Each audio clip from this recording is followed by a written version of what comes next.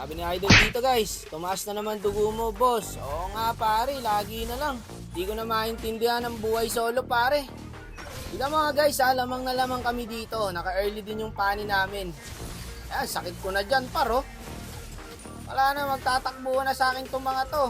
Ramdam ko na ang panalo dito guys eh. Malalaman mo yan sa early pa lang eh. Galing ulit tayong low streak. Ano pa nga ba? Hindi naman tayo nananalo eh. Tapos dito, natuwa ako kasi pare, balagbag yung pani. Mahusay. Walang palagang kalabang guys, kung clash lang. Sakit ko no. Diba? Sayang par, di ko kagad nakuha yung Sky Piercer. Sayang yung stock guys, nakatakas pa yung Valentina. So ngayon guys, ang ginagawa natin, tagapulot lang po tayo ng mga low HP. Kung sino mamamatay par, tatakbuhin agad natin yan. Pwede na yan, Valentina. Ang galing ng pani namin no. Mukhang iba ngayon ang binigay na kakampi ni Munton guys ha, mahuhusay. Wala na, di na makakapalagyan. May L-card sa bush guys. Pag lumabas yan, tanggal ang pakpak niyang ipis na yan. Nasakit ko na eh. Lamang na sa Lord to. Wala nang retry holder eh. Kaso dito guys, linash pa ang mga kampe. Kaya naman kasi. Lord na, ako na bahala dito. Uy, gagi ka. Sanib pa yun. Ayun lang, nauubos pa kami. Patay ulit yung L-card. Bakit naman ayaw nyo pa mag-lord mga boss? Ako na bahala rito kahit wag na kayo gumalaw. Ako na bahala sa lahat. Sakit ko guys oh. Ayan na naman kayo, ayaw nyo na naman mag-objectives. Ubus ang kalaban no. Buti naman.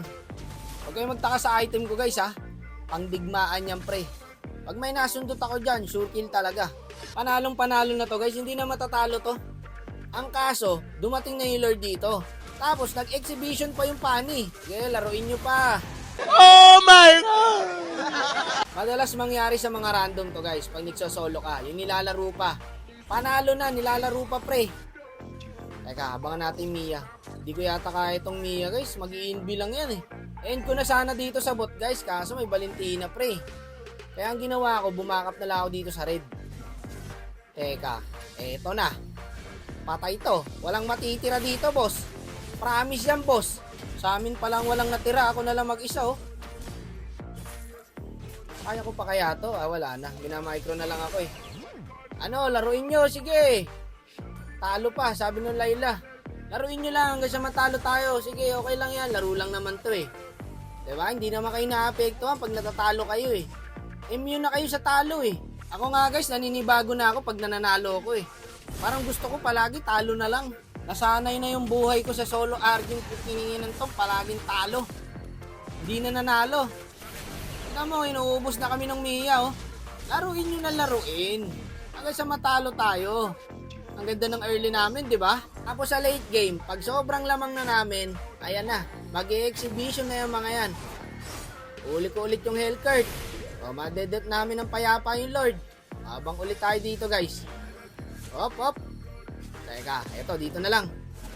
Sige, laruin nyo na laruin. Nawala yung Mia, tapos. Ang sakit ng Mia, guys. Nag-nature ako dyan, guys, para sa Mia. Wala ring nagawa, talo. Okay kayo. Tingnan nyo, hanggang intro lang pala kayo. Halos sumuko na yung kalaban ng early. Nag-magic na naman kayo. Ayan. Ubus tayo, wipe out. Tapos sila pa panalo, walang kahirap-hirap. Tayo pa nahirapan, tayo lamang.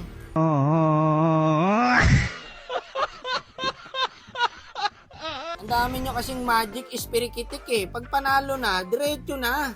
Pag na marami pang exhibition. Ang dami nyong circus. Ayan, natanso pa yung pani. Nakalamang ng early yan guys. Kumbaga wala kayong disiplina. Uy, hindi.